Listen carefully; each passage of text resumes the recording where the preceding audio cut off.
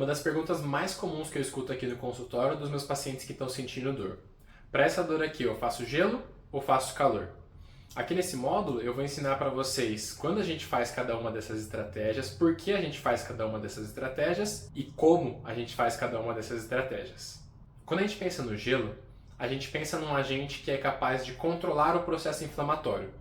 A gente entende que quando o processo inflamatório está muito agudo, ele é capaz de gerar dano nas nossas articulações, nos nossos músculos. Quando o processo é muito agudo, o corpo extravasa algumas substâncias para fora da onde está machucado e isso causa hipóxia tecidual. Então isso faz com que os tecidos adjacentes tenham menos oxigênio para realizar suas funções e isso acaba sendo prejudicial. Então quando a gente fala em gelo, a gente fala em controlar o processo inflamatório para que não tenha esses danos.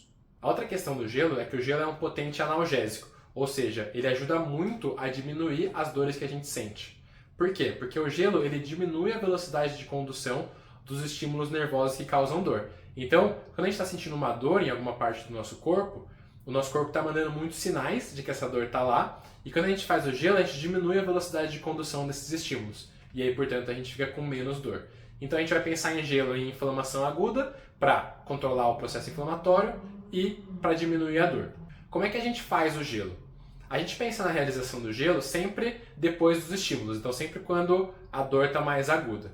Esse processo inflamatório agudo, ele dura até 3 dias após o estímulo. Então, fez um treino longo no domingo, você vai fazer o gelo no domingo, na segunda e na terça, em caso de dores avançadas. Você vai fazer esse gelo nesses próximos 3 dias, por 20 minutos de compressa de gelo a cada 2 horas. Esse é o máximo de gelo que você pode fazer, então não faz mais do que 20 minutos por aplicação e não faz mais do que a cada 2 horas.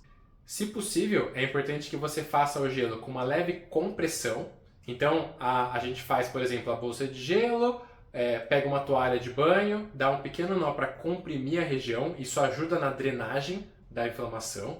E também, se possível, com elevação, deixando esse membro acima do corpo. Então, por exemplo, se a inflamação for no joelho, a gente vai fazer a bolsa de gelo, vai fazer uma leve compressão, vai deitar e colocar essa perna acima do nível do nosso coração para que a gente facilite a drenagem dos metabólitos. Quando a gente pensa que a gente está durante um processo de treinamento e a gente não interrompeu a corrida, então a gente está correndo lá terça, quinta, sábado, terça, quinta e sábado, e a gente está com alguma inflamação aguda, a gente entende que a gente está sempre provocando uma inflamação aguda. Então, essa fase que eu falei que dura 3 dias, quando a gente não interrompe o processo de treinamento, ela vai durar sempre depois que você correr, ou sempre depois que você fez academia. Então, correu na terça, doeu o joelho, gelo por 20 minutos a cada 2 horas por até 3 dias. Mas se você vai correr na quinta de novo e você provoca essa dor de novo, esses 3 dias resetaram. Então a gente vai continuar fazendo esses 3 dias. E é assim que a gente faz o processo de gelo. Quando a gente pensa em compressas de água quente, a gente pensa que o calor ele tende a aumentar a viscoelasticidade dos nossos tecidos do corpo. Então ele aumenta a elasticidade dos músculos, ou até dos tendões, tá? Um pouquinho dos ligamentos.